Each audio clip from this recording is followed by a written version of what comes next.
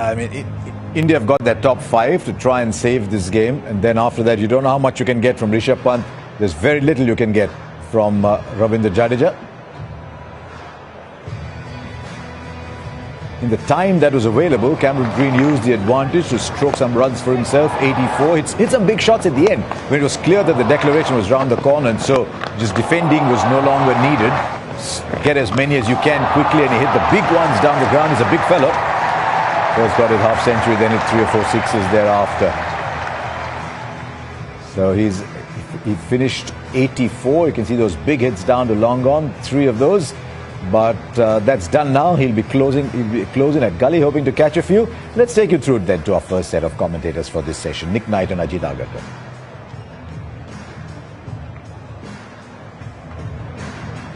So India require 407 runs to win, but perhaps more importantly on their minds right now, how do we negotiate? How do we get through what will be a tough new ball spell? It might be Cummins, it might be Hazelwood, it's certainly going to be Mitchell Starc. So there we are, confirmation, 407. Bit of debate whether they might declare tea. They have. Sometimes you see captains just prolong the agony and give another 10 or 15 minutes post tea. But Tim Payne there has said enough is enough. We have enough. And now down to the bowlers to get their noses ahead in the series. So 1-1, and Australia holding the advantage here at the SCG. Conditions are perfect. 27 degrees, barely a cloud in the sky, so you'd say batting conditions are good. There is a little bit of up and down bounce. That'll be something for those to negotiate. Shubman Gill on the left and Rohit Sharma on the right. He'll play a role as well, I'm sure, Nathan Lyon. So they have the attack and they have the runs on the board, Australia. So time for India to show some fight and resilience, which is in fact what they've done throughout the series so far when their backs have been up against the wall. Found a way, and they're going to have to do exactly the same here. Rohit Sharma, average of 46, but perhaps more importantly to him, away from home, that average is 26. And that's the score he got in the first innings. So chance for Rohit Sharma to really impose himself in his role as an opening batsman in Australia, and this young man has certainly impressed many. Average of 68, that's his first class career. 700s, but he's taken to Test match cricket very, very quickly. Looks the part.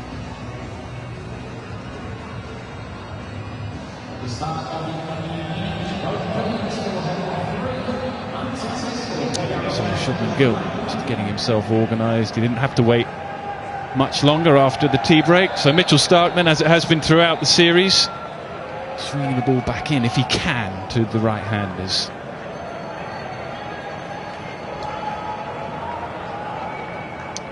Short leg in place, leg galley it looks like. Yeah, meticulous there, trying to get that position right. It's been a key position throughout the series, but particularly more important with the swing of Mitchell Starc.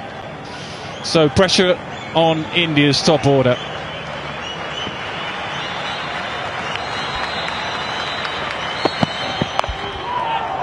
Oh, what a way to start.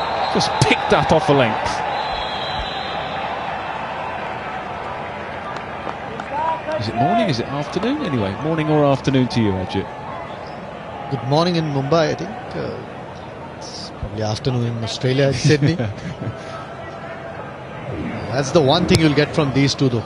Right at the bottom of his bat. Was in the air. He won't miss any scoring opportunities. We saw in the first innings Pujara and Rahane take bat a little bit slower, but these two won't do that if there are any scoring opportunities.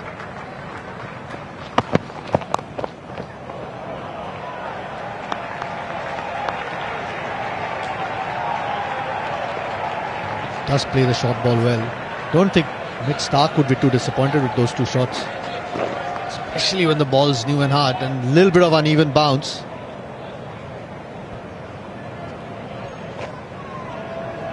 We'll find out a bit more with taller bowlers that Australia has, how much variable bounce there is on this pitch.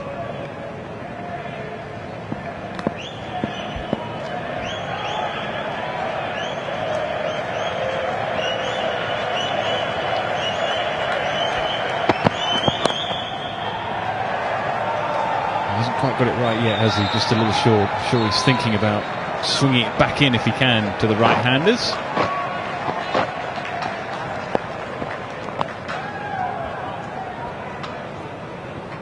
Tends to usually try and go full the first over.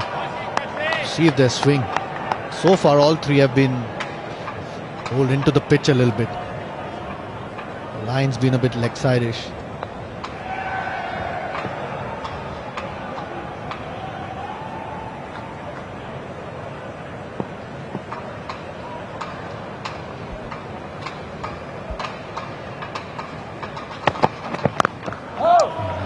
That's the reason that Rohit Sharma's played at that ball, because of the reputation of Stark swinging it back in. When he looks at that on replay, I think he should have left it. But the reason he's played it is because he's thinking, is it going to swing back? And it's only, what, his third or fourth delivery that he's faced.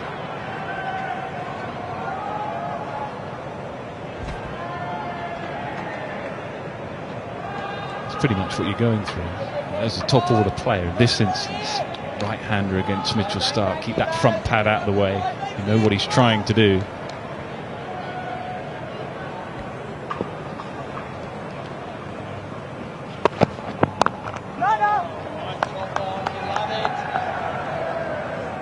A little bit short again. We haven't seen too many short outside off balls offered to India in this series. It's been very few runs scored off the cut, which is quite a big scoring shot otherwise in Australian conditions. That's how good Australia have been, generally quite straight.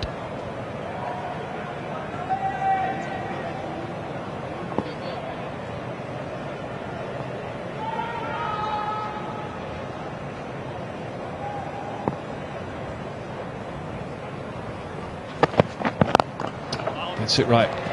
Last ball of the over. 4 without loss.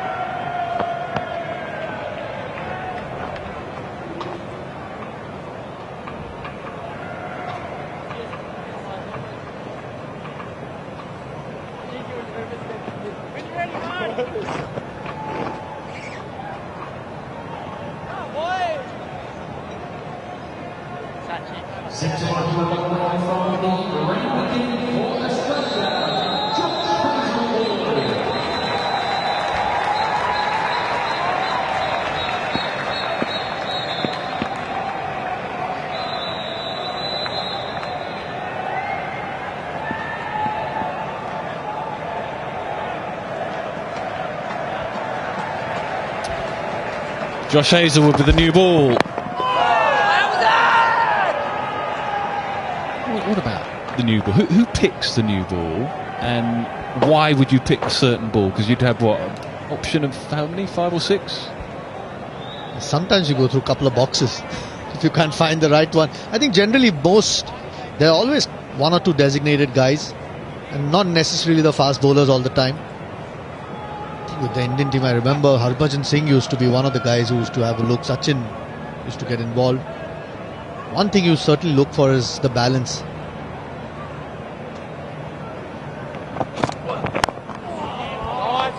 The balance of the ball, when you throw it up on the seam, generally comes down. Great. I think world over that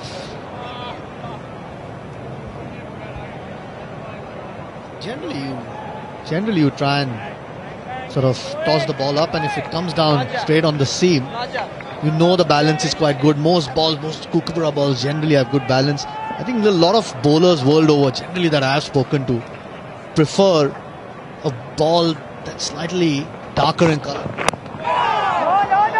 Don't ask me why. Seems to swing a little bit more if there is any proof, but a lot of bowlers try and look for ball that's a little bit darker in colour. That's why I asked you the question, because we often talk about the ball swinging, and we look at conditions, atmospheric conditions. Certainly in England, you look at cloudy skies, it helps the bowlers a bit. Is it too simple just to say, well, some balls will swing whatever? Some balls are going to swing and some aren't.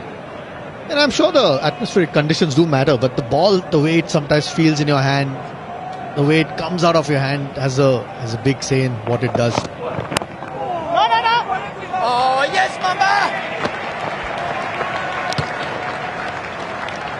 I always felt if we, more than the conditions, the ball did have a bigger say in what it did once it left your hand. Because you could have the exact same conditions on 2 different days and it may not behave the same way.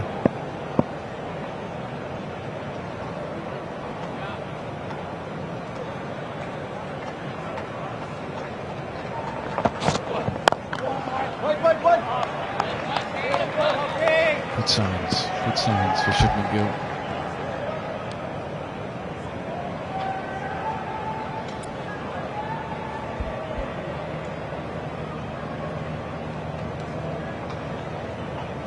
His looks, I've seen him play a little bit as under-19 cricket, and I've seen him in this Test match series and a bit in the IPL. The player I've enjoyed watching. Just looks very calm. Easy just to look at technique there. I think he's come a little bit further across actually when we saw him in his first Test match.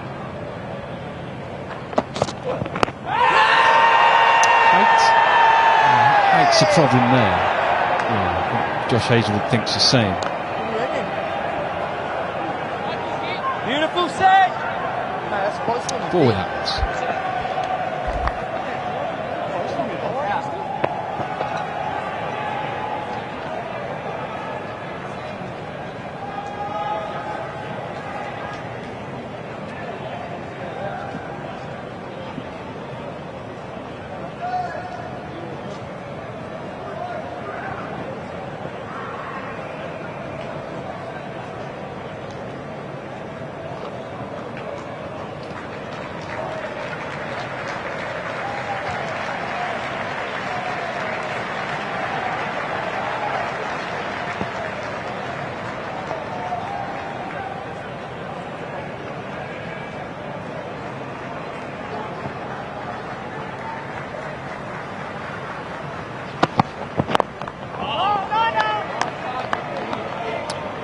Sharma then getting in behind the ball. Quite found his length here. Mitchell Starc, and even that is a little bit too short in terms of hitting the stumps. You can see that's going over. Yeah, new hard ball as well. Tall guy. Certainly darted back a little bit.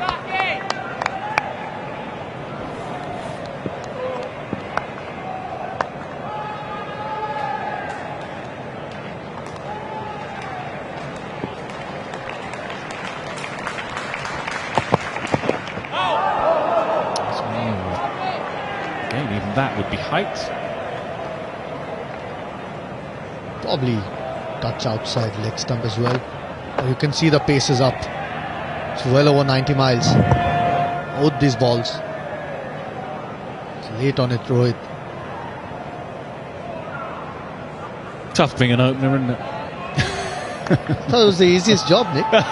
Fields in, all you have to do is try and find a gap. Yeah. Some of us made it look harder, I think, but you get your rewards as an opener if you can get through these early overs, you can get through the new ball, and that's what they're trying to do here.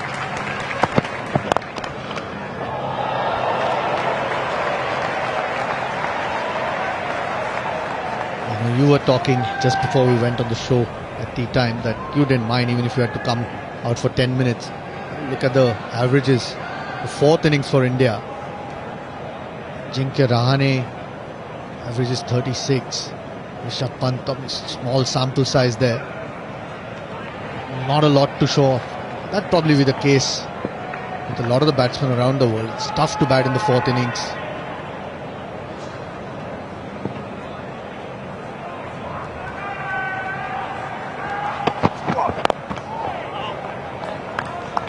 He was just 100 in that by Rishabh Pant.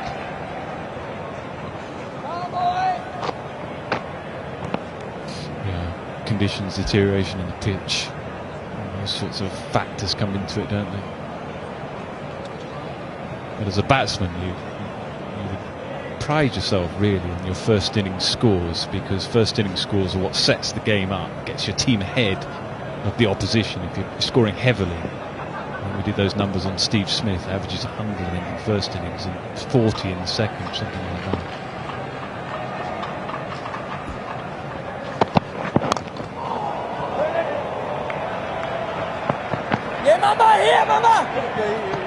we'll get a couple there. Was the face a bit too early. Was leg side-ish, but was a bit full. Yeah, his numbers against India. So even the great Steve Smith, I mean, 40 is still a very good average, but it's markedly different to the one in the first innings, and that's exactly what he would want, I'm sure, because that sets the game up. Gets your team ahead.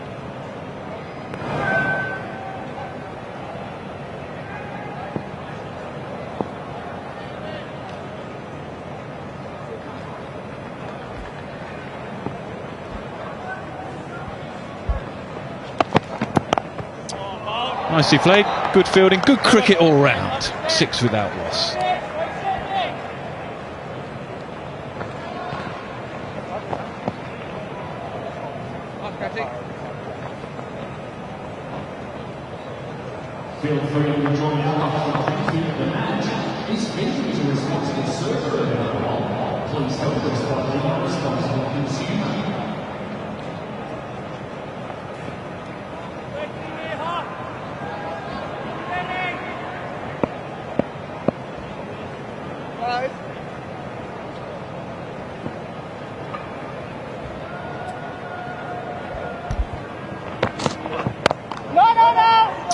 Hey, Gary.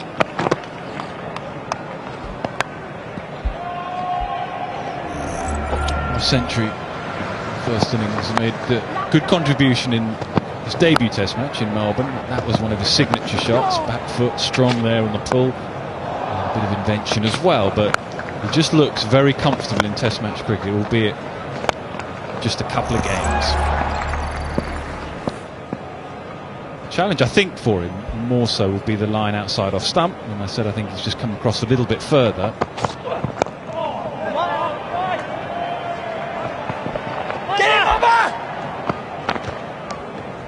Yeah, exactly what you said. That was still a bit straighter, but anything outside off, that's where he needs to watch out for a little bit. But just temperamentally, just looks at home in international cricket. For someone who's so young. Yeah, and look at the body weight there. It's always coming forward on the back foot. Those back foot drives you saw there. Look at that body weight there. And as he plays it, his body weight is coming forward. And that's the key to being able to play that shot well there. Head forward, gets control of the ball, hits the ball down. When your body weight's back, it goes in the air. That's so impressive for a young man against a very good attack to be able to play a shot like that and the pull shot. So when I look at a young player coming into Test match cricket, that's one shot. Can they play that shot well? Answer yes, big tick. Yeah, they can play that these days, but can you play that? He plays it better than most, and that's pretty good too.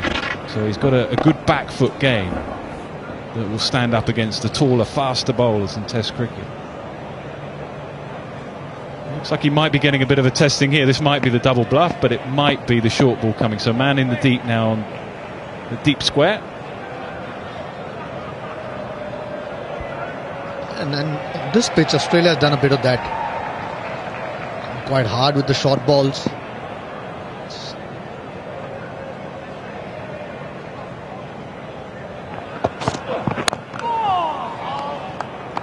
There isn't a lot happening if you bowl the ball up. Clearly want to try and keep the batsman guessing with the lengths, especially if there is some variable bounce. That's one of the ploys you bowlers will use, isn't it? By putting deep square out. Because as a batsman, you turn around and see the change in field and you think, oh, okay, maybe there's a short ball. So you have to sort of challenge your mind to say, just watch the ball, rather than preempt there. He's looking there, he's thinking, right, man's out, is it going to be short? Sometimes you forget to watch the ball and you play the ball you think it's going to be, and then you're in trouble. There's a little game going on. Yeah, and so they're keeping it up even though the man is out, and that can just affect the footwork sometimes. Particularly with the guy who actually takes the short ball on. I've seen him in both games. He likes to play the shot. Got away with that one, really full from Hazelwood, inside edge. You're right, Nick. Sometimes then just mentally your weight's on the back foot a little bit.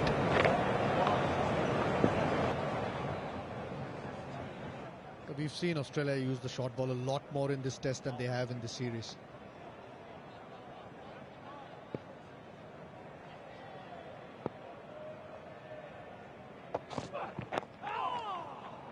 Nicely played in the end, just a little bit of movement. movement. You can see the reaction from Josh Hazlewood. Safely negotiated. First 4 okay for India. 10 without loss.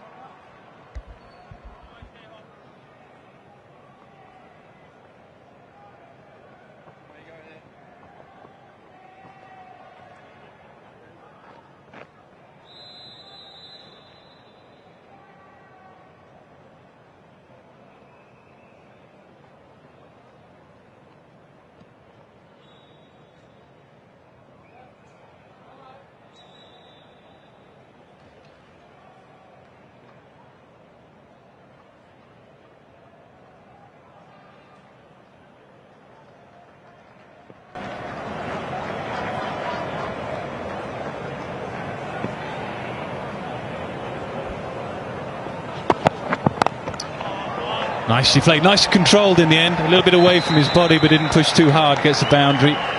So good early signs, very early, but nicely played. Ball isn't swinging at the moment for Mitchell Starc, so that's making it a little bit more tricky for him. Yeah, that's, I think, been the change in Rohit Sharma's game, especially when he started opening. Was wide of him, a bit outside part of his bat, but doesn't really go too hard at it.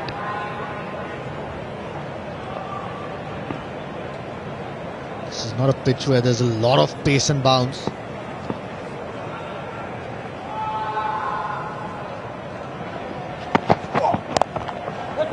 Again, beautifully controlled, gets on top of the bounce. It's a very smart shot as well in Australia, playing with a straight back shot, and the back foot's not easy because of the extra bounce. So playing with a horizontal back there, I might just show that again. Just get control and hit it down. It's an easier shot to play in these conditions.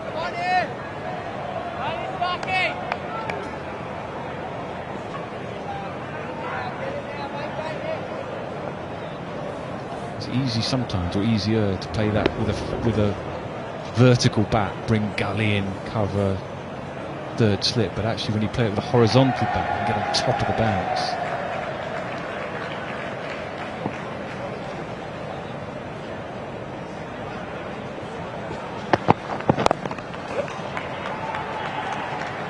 Comfortably played. One thing, one of the players in the Indian setup who's had never any problem with any pace or bounce is Rohit Sharma. I think not really had any big issues with the short ball. Does take it on, might get out while taking it on, but he's quite at home playing the short ball. And the previous one on the offside was beautifully controlled. I was thinking, how can he get that ball swinging? It's not swinging yet for Mitchell Starc.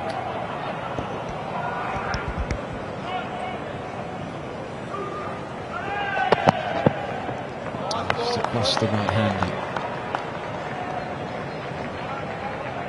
I won't be surprised if he decides to come around the stumps. Still trying to see if there is any swing from over the stumps.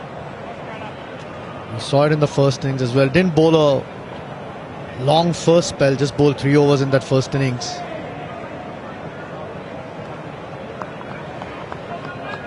Trying coming around the stumps.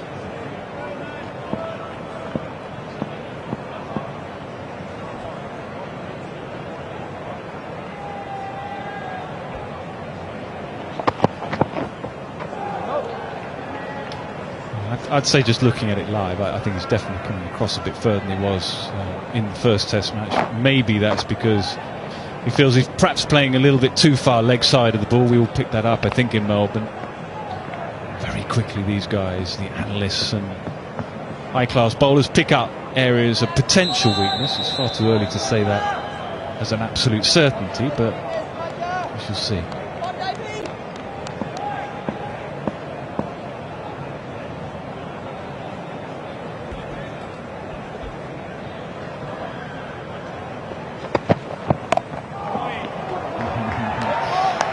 Thinking about leaving that, I think, but in the end, a good and wise decision. 18 without loss.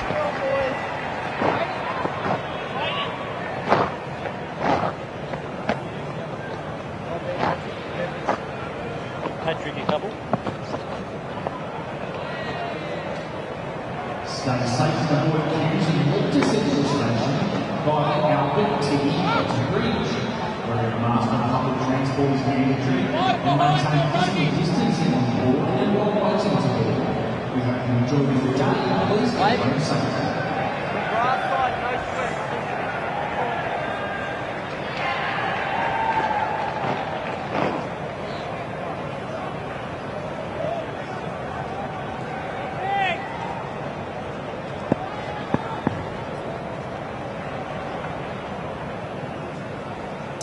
Hazelwood continues. Just look at it in a little bit more detail now about Shubman Gill. Talking about perhaps he's moved across a little bit more. I mean, that would be the area, wouldn't it, Ajit, where you would look to bowl to most right-handers. So it would be the same for any batsman, that top of off-stump line. I just wonder with Shubman Gill, it's a bit further out. I was about to say, I think that second ball was probably a better line, or is a better line to him. It did come in and he got the inside edge, but if it does straight from there, it is a little bit wider than the first one.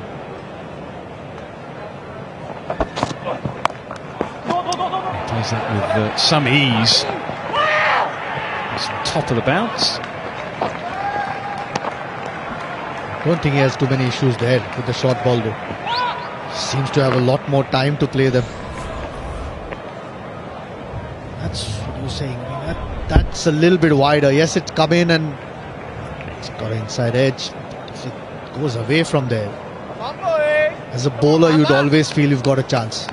Did get out in Melbourne, trying to drive one after he was set. It's clearly started coming a lot further to offside than he was in Melbourne.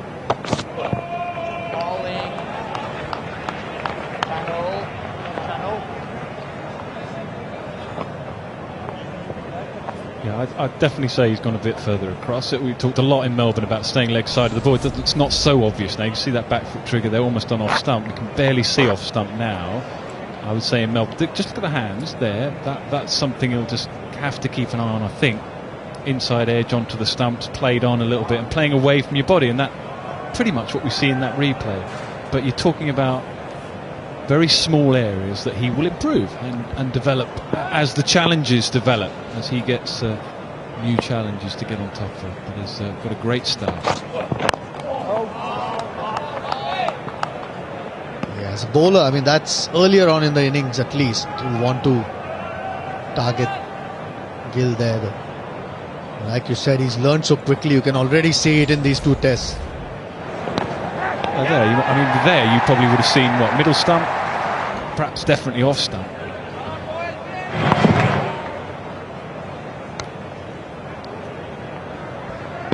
Yeah, that's probably the line. Full as well. A bit more pace and bounce in that pitch.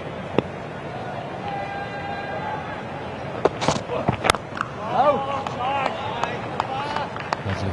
Right in behind the line.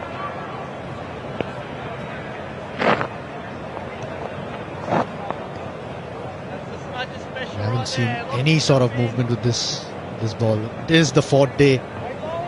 Last session on the fourth day, so you expect nothing from the pitch. But in the air, we haven't seen anything in these 6 overs.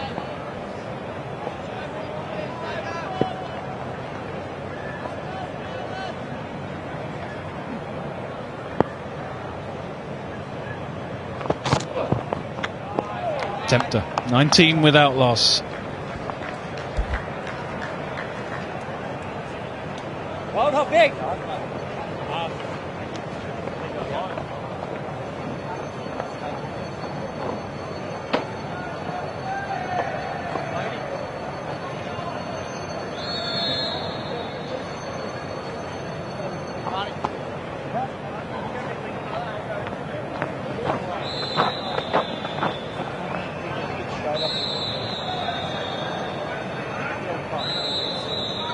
Change your ball. Let him out.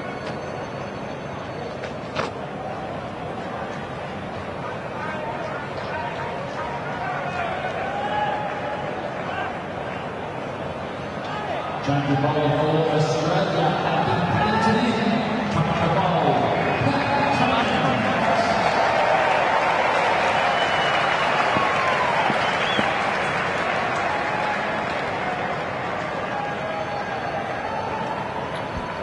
Pat Cummins in.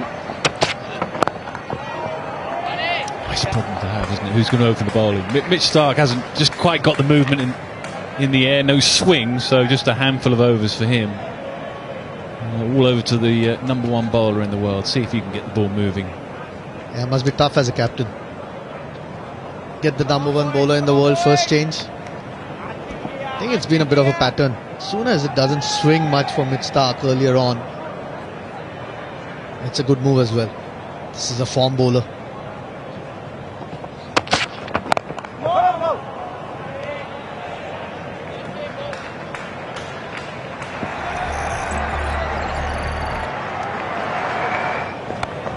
You can see why he's the form bowler. Just the consistency. Go through periods where it just keeps coming out of your hand. Well, it just lands where you want it to land. I mean, that ball to Pujara after being on 50, just genuine wicket-taking balls, all of them.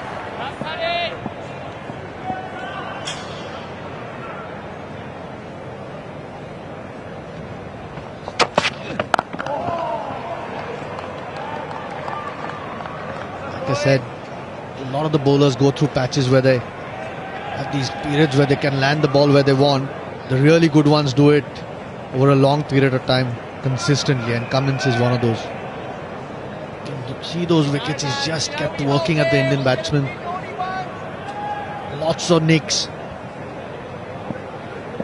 I think Pujara, the mainstay for India in the last series 4 times, has been the big one for Australia. Just how well he's bowled to him. When you put up those Hawkeyes and you see him, you think, well, that must be quite simple, and just bowl that line.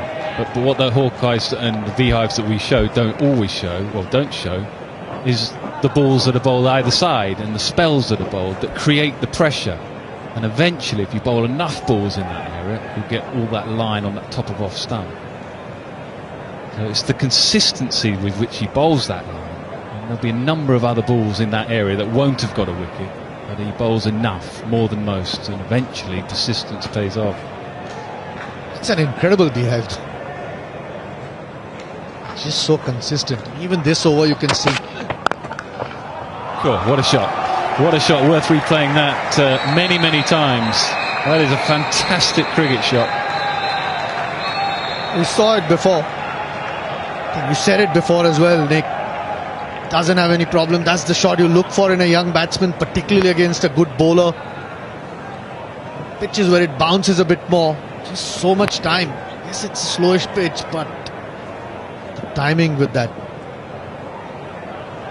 It's got to be the sweet spot, isn't it?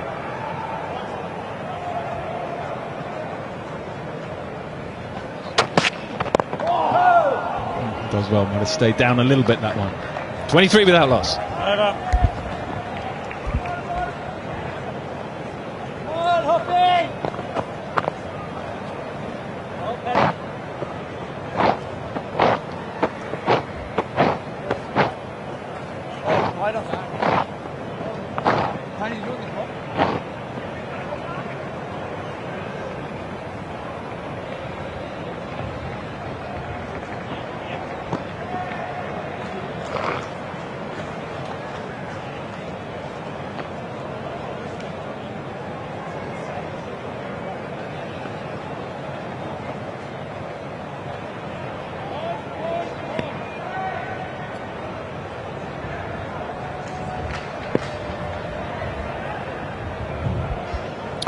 Hazelwood.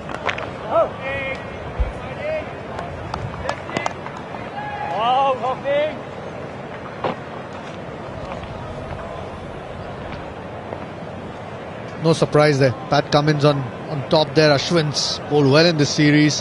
Had a tough game this one. But Pat Cummins, an average of 36, under 37. Strike rate. Just incredible. Even his figures in the first innings just doesn't. There's no real let off for any Indian batsman. Well, big appeal, yes. Given may review, but it was straight enough height, maybe. Rohit will have a chat.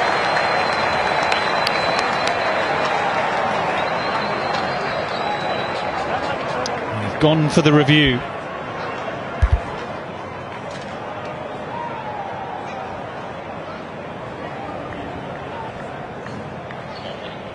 Yeah, Gav, we've got a player review for LBW. Original decision out. Fair delivery. Can I start with spin vision, please?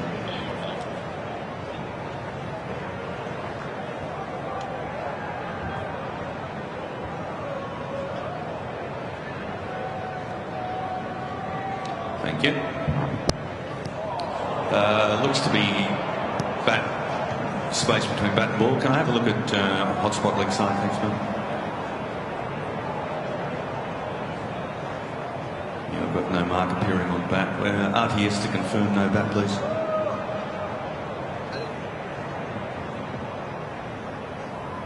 Yeah, look, I'm confident that there's no bat involved in this decision. It's clear space on the right-hand screen. So we'll go to ball tracking when ready, please. Righto, pistol, here we go. Impact is in line and the wickets is missing. Stand by, I'll get you on screen.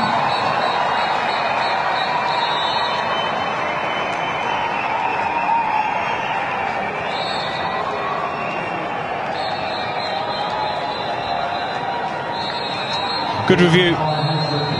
Must have been in the mind of Hazelwood, must have been in the mind of Paul Rifle, their height. Line, perhaps okay, yeah, it was just always about height. Whether he was encouraged to review, whether he knew himself, but good decision.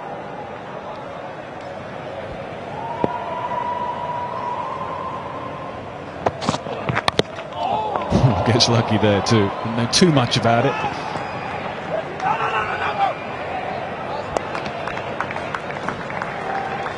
Could see he was outside the crease a little bit, so fair distance for the ball to travel. Hit him quite high as well. The ball after that had to pick it off a length. Very lucky there.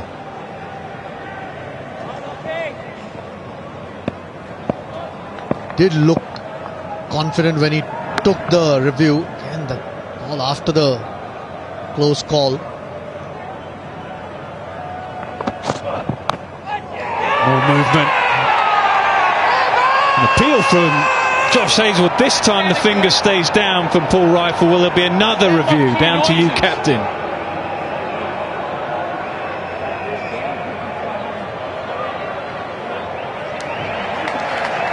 Review taken, I think. Yeah, hi Gavin, it's Bruce. We've got a player review for court. Original decision is not out. Can I start with, it's a fair delivery, starting with spin vision, please.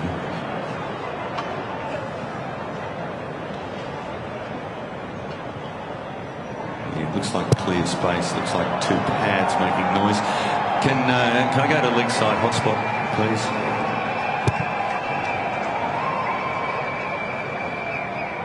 You've got no hotspot on the bat whatsoever. Can RTS, please?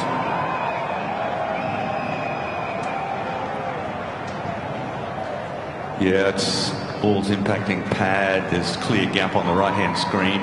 Yeah, look, I've got no bat involved here. Can we just check ball tracking, please, for the LBW? Originally not out.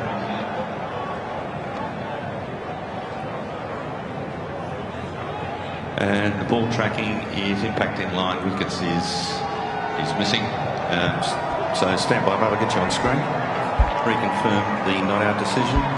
And you're on screen now. Well, good decision. He's had a busy couple of minutes, hasn't he? Not quite so good the one before, but he got that absolutely spot on.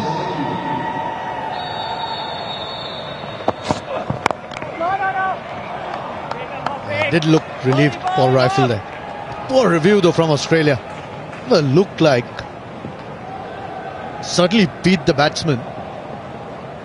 Didn't look like he had any sort of bat on it. Kind of bounce that Hazelwood's getting. It's already gone over the stumps after hitting him, so unlikely to hit any part of the stumps.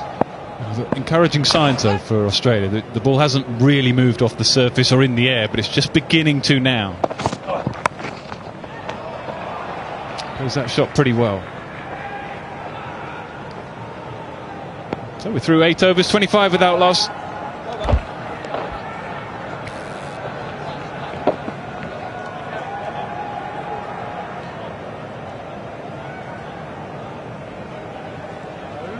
2 DRS challenges in that previous over. Australia losing one of their challenges. Australia only had 2 remaining unsuccessful DRS challenges. India has all 3 remaining.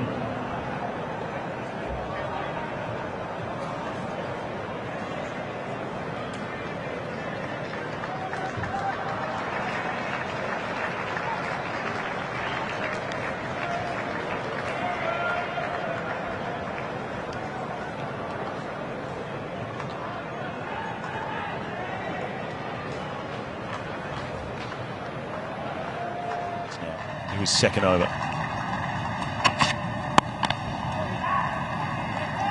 Afternoon, gents. Governor BJ. Goal, BJ. Junior, yeah, look, that's the length of these Australian bowlers, isn't it? They want to get forward, both Shubman Gill and Rohit Sharma, but Cummins disallows you to get fully forward because of the lengthy bowls. It's such a challenging length. And he's so straight.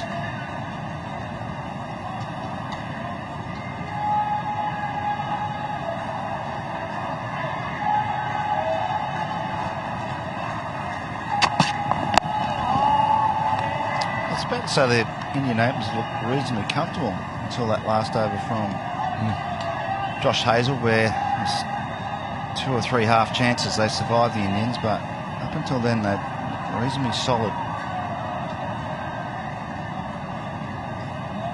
They're both these batsmen like to just hug the crease. They're not big forward striders, are they? They play from the crease with their hands and their eyes, which is fine on slowish pitches where there's no sideways movement.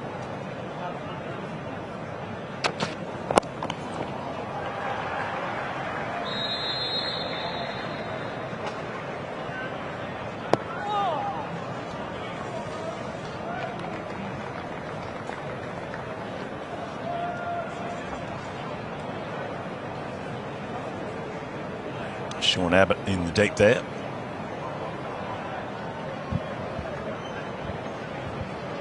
Very good all-rounder, New South Wales.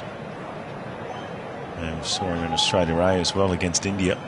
Good with a bat and ball.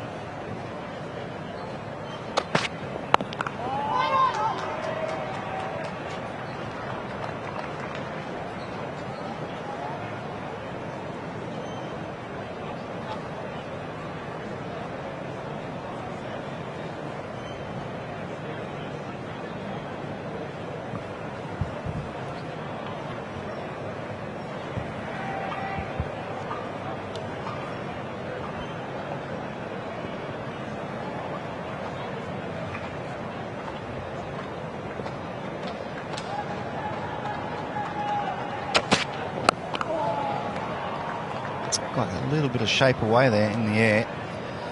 You can see the footwork at Rohit Sharma. He basically doesn't go anywhere. He's just keeps himself very still. He's got a short backlift. He's a real punchy sort of player. He's playing nice and tight. Get in trouble if he just starts fishing outside the off stump. But when it's straight, he looks pretty solid. Plays the ball late.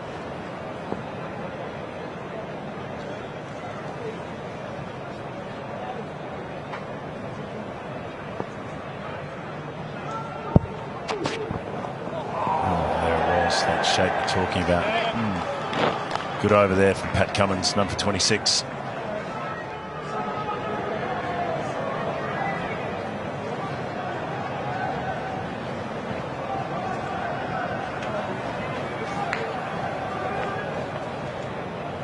You ready? You ready? Waiting, come on! Yep. Very good. You waiting? Come on, Ashley, you waiting? Make it quick, please, boys. Doesn't work, I can see you smile.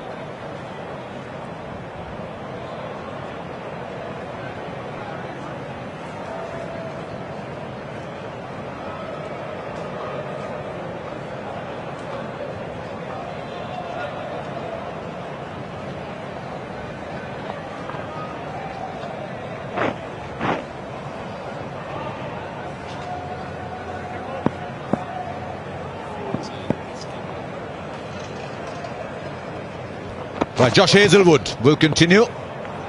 Down the leg side, no tickle. Even if there had been one Glenn McGrath next to me, wouldn't have counted it as a wicket. Looks down on those little things. But India have got to go about this in little packets now. Not look at 137 overs to win the game or to save the game. But go in little packets. They've done well in these first 9 overs.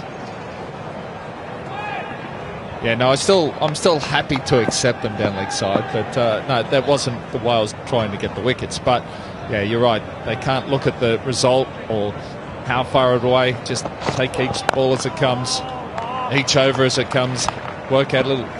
This next hour. Okay, this is what we want to achieve, and just like you said, go along in little packets there. But there's still a little bit in the pitch, just enough every now and then.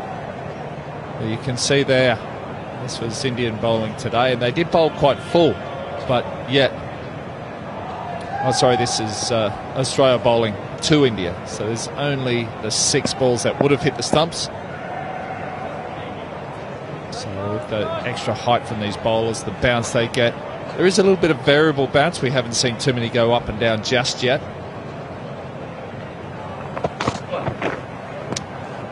Again down the leg side.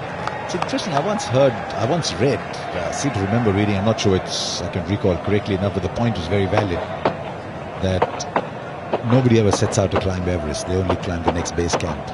And then they go to the next base camp and the next base camp, then launch the assault on Everest. There's enough up and down there, because those are pretty low, though, on hitting the stumps, if 10 of those do it. Yeah, I think there might have been one that just kept fractionally low, but Gill was coming forward, so he kept it out. But you're right, just little goals along the way to achieve. Don't worry about the result, just a process that you take. Just, okay, let's achieve that one. Okay, let's achieve the next one, and before you know it, you're there. It's true. The larger goal is an outcome of little easily achievable goals. It happens.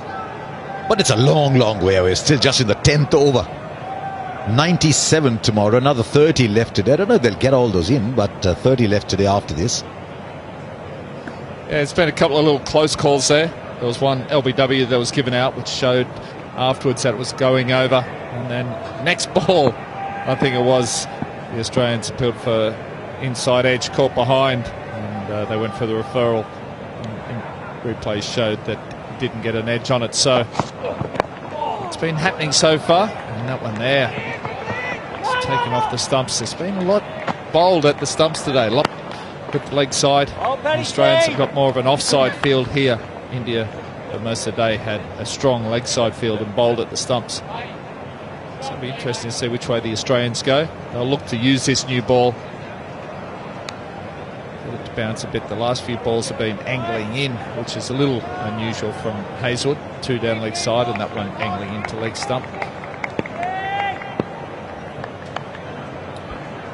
Yeah, it is. He's normally very good around that off-stump line. There he goes again on the leg stump. And the fielder's back there for the pull shot, so he cut off the boundary. It's 28 for no loss.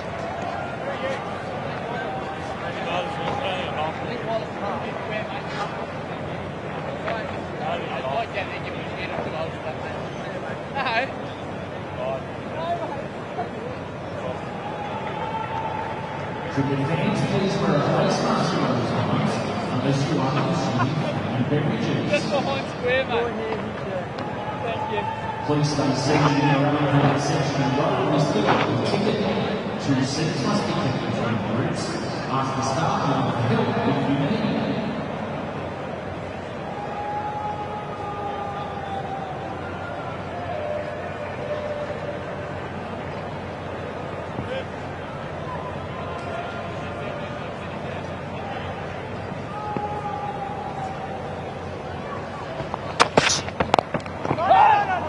How good has Cummins been? He's now in his 3rd over, none for 5. Right, 407 runs to chase. One of the highest successful chases. It's academic at the moment. It's so far away, but always good to know.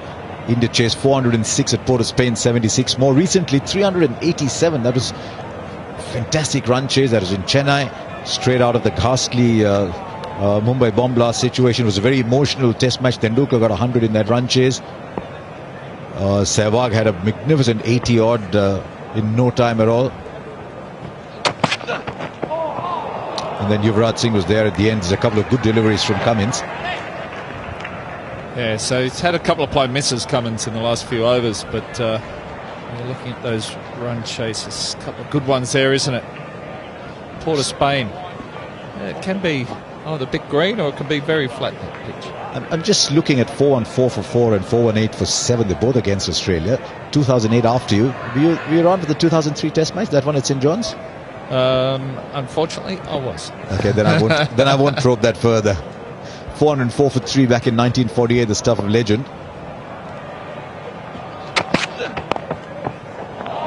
There's something very interesting about that Port of Spain Test match. Sunil Gavaskar told me the story of the run chase. He got 100. Vishwanath got 100. I think Amarnath got an 80 odd there as well. At the end, you're not seeing Gavaskar's name because there's just one name that comes up on it. 112. It was a very important Test match for where Test cricket emerged after that. But more important to that story is there are a lot of overs in which to get those 400 runs. It had only happened once before in history at the time. And 147 overs to get that. And Gavaskar said they never ever set out to chase 406. They just said, let's play the 20 minutes of this session, get yourself in. He said, once I'd got myself in, I said to myself, now that you've played the difficult 20 minutes, don't throw it away. Then you come down to lunch, they come down to the end of the session, and he says, don't get out in the end of the session. He said, we just kept playing session by session by session until you got to a stage where you could mount the assault. And that's the right way to go about it. Gauss got 100, Vishwanath 112. Mohinder Amarnath made 85. The West Indies played three spinners in their Test match. And I think Clive Lloyd said after that, I'll never play 3 spinners again. The next game was at Sabina Park in Kingston with that famous ridge where India declared at 97 for 5 because there were no batsmen. Because there were no batsmen left. That was the one when Mikey Holding, I think, might have gone round the wicket, but Bishan Bedi declared at 97 for 5, and that set in process the 4 fast bowler phenomenon that the West Indies then unleashed. Because also remember, the West Indies had come back from that 5-1 beating in Australia with Lillian Thomas. So I think Clive Lloyd realized that's the way to go. And that was when first the trio of Roberts, Holding and Garner came about. Then Croft joined them. And Marshall joined them, of course, in the late 70s. Yeah, when you've got 4 fast bowlers, 5 fast bowlers like that, you don't need much else, do you? And just clipped nicely off the legs there, just for a single. 29 for no loss.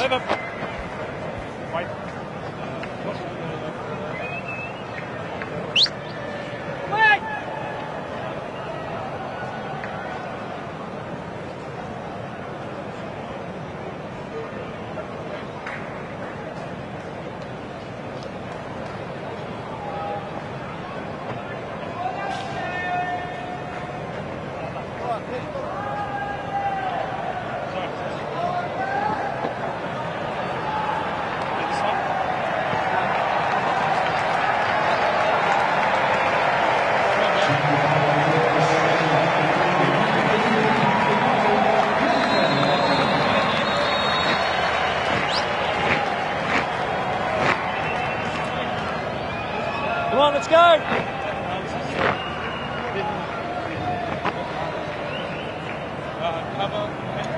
Yeah, just for the first few.